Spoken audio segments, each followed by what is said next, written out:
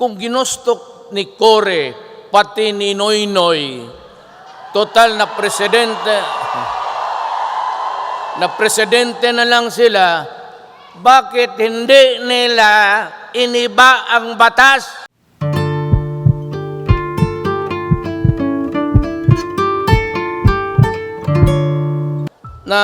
Well, of course, sa Pilipinas, the left, hindi nga makatikim ng, ayaw tumitingin ng talo.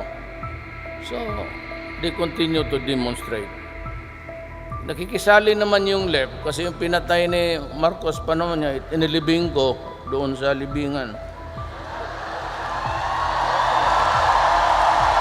Nagalit sa akin, pero yung left, hindi papayag yan, alisin ako dyan. Isa ako sa kanila.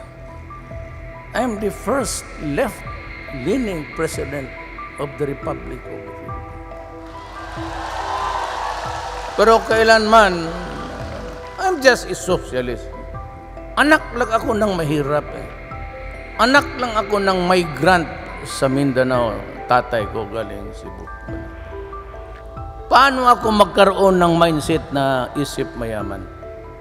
So always, ang ano ko is, yung namulatan ko sa mata ko, ang do you know that in Davao, sa likod ng Ateneo de Davao, used to be a wetland, Pagatpatan tawag sa Bisaya. Nagbahay ang tatay ko dyan pagdating namin 2 months after we arrived Davao. Alam mo, nadismantol. Yung pala, lahat ng lupa sa Davao may-ari. Kaya ako, naglaki ako ng... So, yung left, hindi talaga papayag na alisin ako. Iba-iba lang yung kanila kasi, yun nga, si Marcos daw, you know, you have to end the hatred. You cannot hate forever. And we have to stop. Kasi pag hindi po pinayagan yan, mine is the law. Either you are a president or a soldier or a soldier. You are qualified there.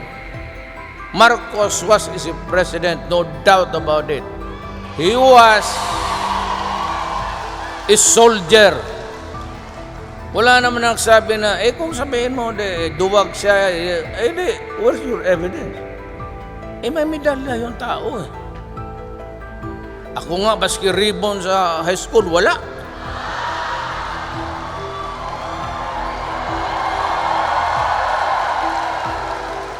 We have to stop hating each other. You know, whenever there is that move to bury Marcos sa libinang ng mga biyane at itong ayaw, bigyan ko lang sa inyo, magprangkahan tayo. The Ilocandia, the Spanish-speaking Filipinos nasasaktan. Kaya ang hatred, tapusin na natin ito. Sige na, wala na, ashes na yun.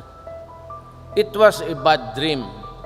Kung ginustok ni Cory, pati ni Noynoy, total na presidente na lang sila, bakit hindi nila iniba ang batas? Bakit na sinabi na, yan, si Marcos, hindi pwedeng ilibing yan. Isali mo na si Duterte. Ngayon, kami dito, we are just trying to, you know, you have to temper the ages of time. Hindi mo pwede mas paragi lang tayong galit. Wala nang katapusan yan. Hayaan mo yan dyan, for after all, he was really a president and a soldier. Itong mga Amerikano sunod, ang ayaw ko kasi dyan, President Duterte, nung mayor ako, yun na rin ang banat sa akin. Extrajudicial killing. But this time, okay lang yun, mayor ako. But when I became president, these idiots, hindi na alam kung ano ang batas ng international law. You do not reprimand me because I carry the sovereignty, non-interference. Lekturan ko lang yung mga Amerikano, pati yung mga UN. Hoy, pati si Obama, baka balang araw kung anong posisyon niya. We are members of the United Nations, correct?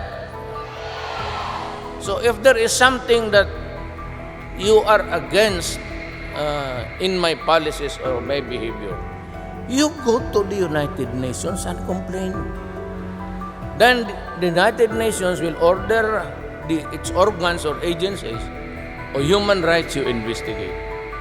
Then and only then, when there is a report submitted to the Assembly, that you will bring it forth to the floor. Huwag mo akong pagilitan na buhay mo ako kasi I am the President of the Republic of the Philippines. That I said, alam mo kasi ganito ang Amerikano.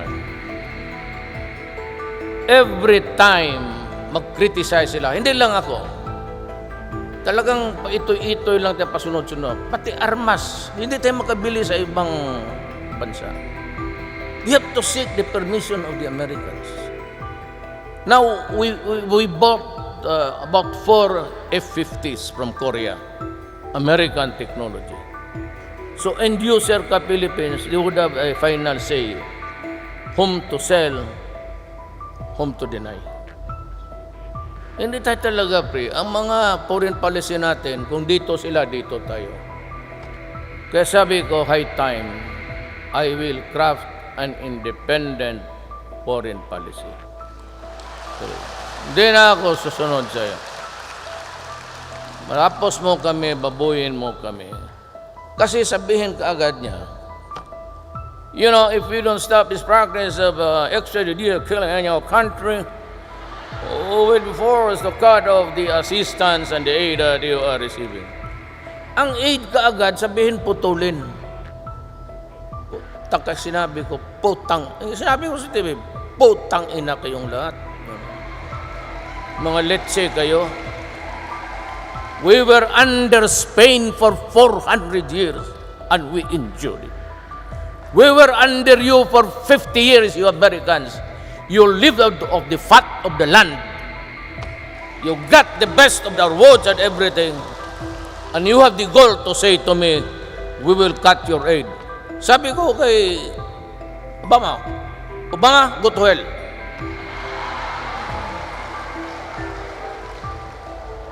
You criticize, kasi parang I'm likened like a dog on a leash. Para na tinalian mo ko sa isang poste na kung sabihin mo magkamali ka, mag-training ka ng aso mo, hindi marunong magtindig, itapod mo yung pan, malapit, tapos palayo ng palayo, pero there's a Visayan idiom, I don't know if it's yours also. Amin yung, wag mo kami ng patay gutom. As if we will die. That's usually. Patay is dead, gutom is hungry. Para masinabi na kayo mga patay gutom. Putang ina ninyo. Kayo ang nagtira sa, I said, you occupied us for 50 years. You lived off with the fat of my land. Do not bullshit me. Kaya sabi nila, magbili tayo 23,000 kasi yung bore maluwang na isa yung katapos ng bala. May rifling tawag nila.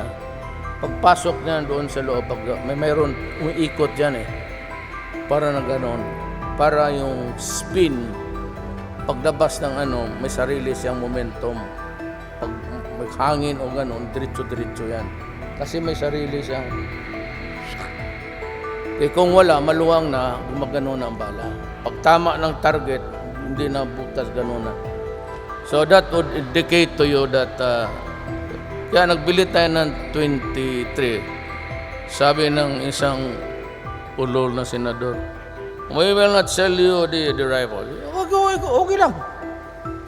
Sabi ko, actually sa China, pag sabi ko lang na magbili kami, 1 week after, sabi niya, nandito, nakunin na ninyo. Inaapura pa ako. Totoo. Sabi ko na, Ambassador, I'll have to look for the money. I'll go to Congress because we just cannot get the money from nowhere. No, never mind. You pay when able. Russia, anong sinabi ni Putin? We have everything you need. You can get it. Di sinabi ko sa mga Amerikano, no more, I will not buy from you. Why? Do not like you, and besides, Russia told me, buy one, take one.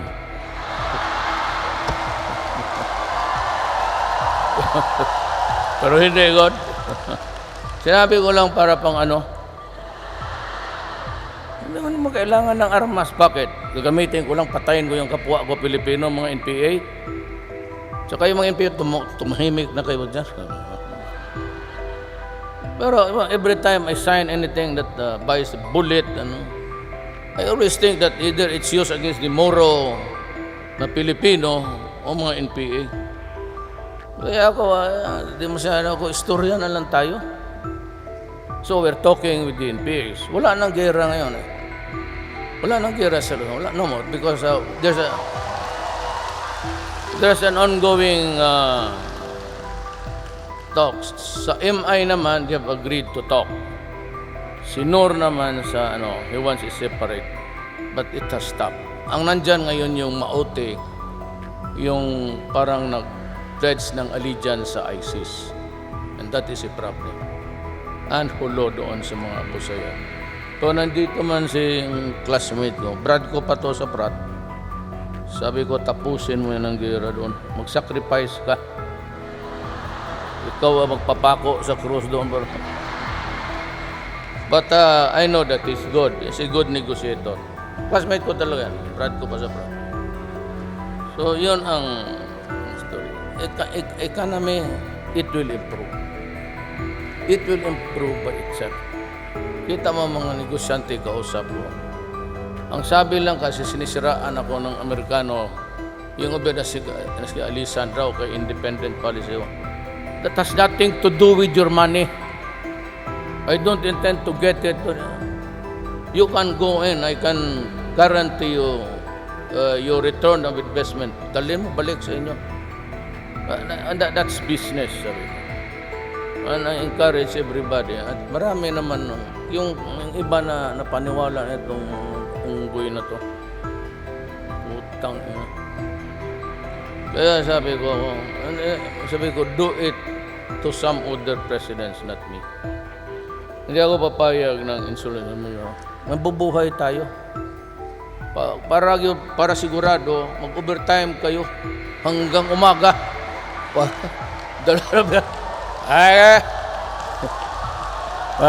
Anyway, I'd like to thank you all from the bottom of my heart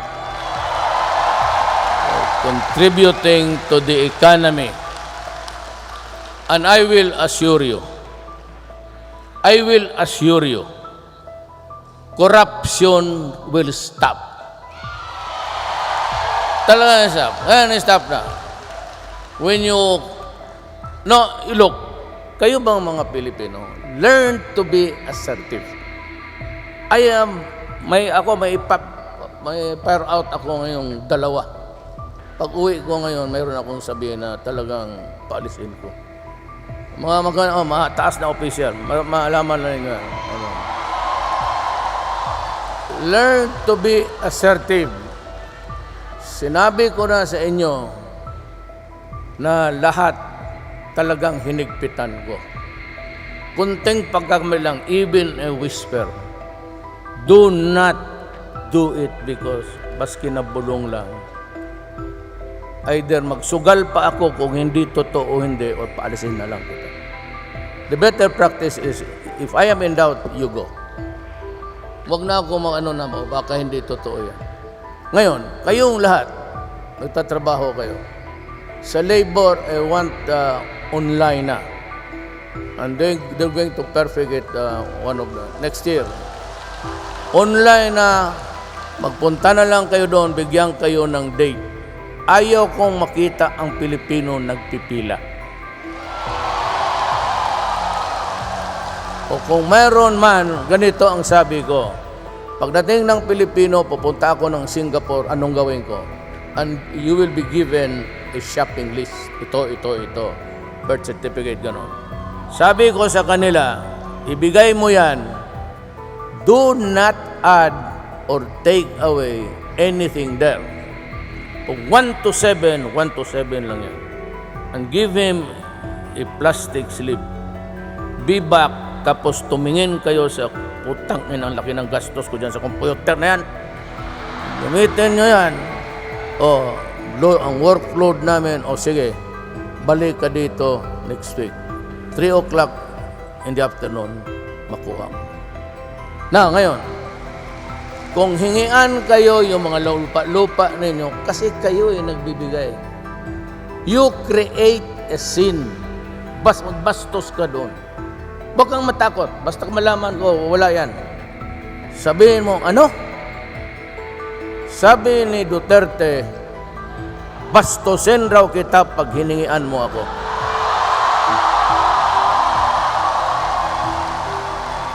Huwag ka matakot, demanda. Putang ina ka. Gusto mo sipain pa kita dito? Gusto mo? Huwag kayo magpaluko ng mga kurap. Pag hiningian kayo, tsaka pag uwi din nyo ngayong Pasko, sila, magtingin lang. Pero they are not allowed to. Pag magkuha ganong kunin, hindi yan iyo. Sabi ni Mayor lang kasi ang tawag. Gusto ko tawagin ninyo ako Mayor lang. Ayaw ko yung presidente. Mayor lang. Pag hindi Mayor, hindi ko kayo, next time, isnabin ko na kayo. Harapin ko na lang mga Indonesian, pati Mayor lang, kasi mas maganda pakinggan Mayor. Ayaw ko lang, Presidente.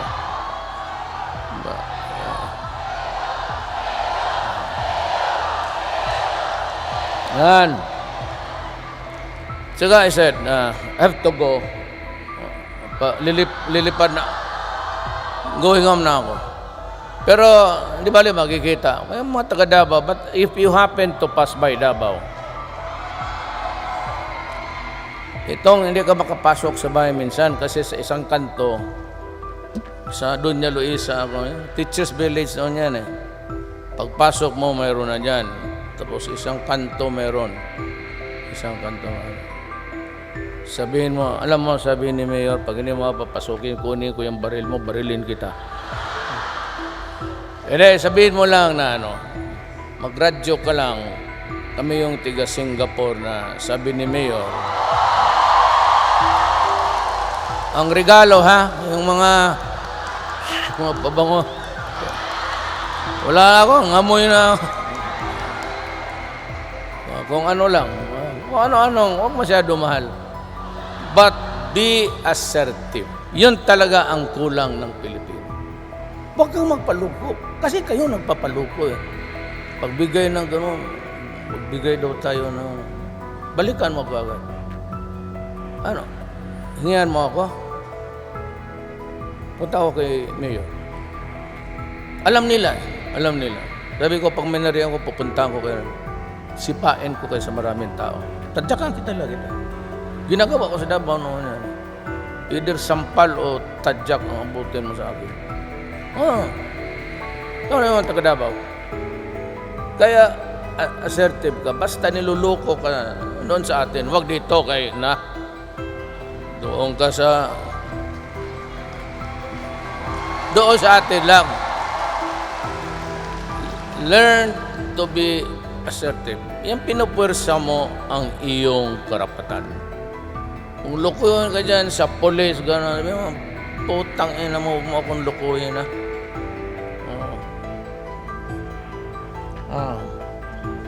Sabi niya, wag mo lang daw, ang babae, wag daw dito saktan na pulis, kay hindi daw sila marunong mag-away.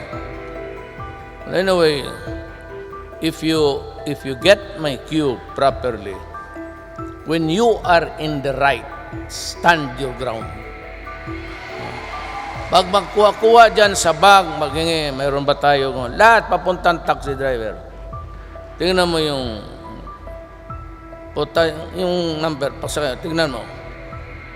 Anyway, sabihin mo, pagka yung niluloko ka, sabihin mo, mamang driver, ayaw ko pero galing ako Singapore, bago siya umuwi para Davao noon, nabay talaga niya.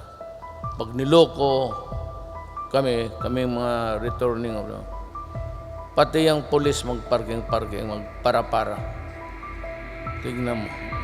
Pagka gano'n niya, magpara-para sa akin, mawalaan ng trabaho yan. Kung hindi ko babaril, totoo, pag ako ang pinainit ng ulo mo, marami na akong napatay. Pag-ibig. Wala na akong girlfriend. Pinatawad ko na silang lahat. Pinatawad ko na sila sa kasalanan nila sa akin. Sabi ko, matanda na ako. So again, before I forget, it's Christmas time. Merry Christmas. Sana you'll have a safe Christmas. Again, I said, ang slogan niya, huwag na natin politiko. Hindi naman ako pwedeng tumakbo. Ay, may lagot ba? Be assertive of your right. Yun lang.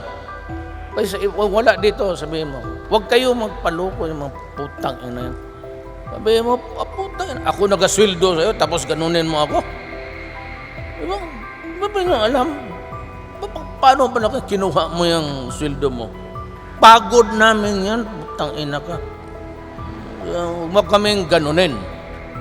And that goes for everybody, the president, down to the last barangay. Okay. Maraming salamat at I have to go, I have to fly. Merry Christmas and Happy New Year.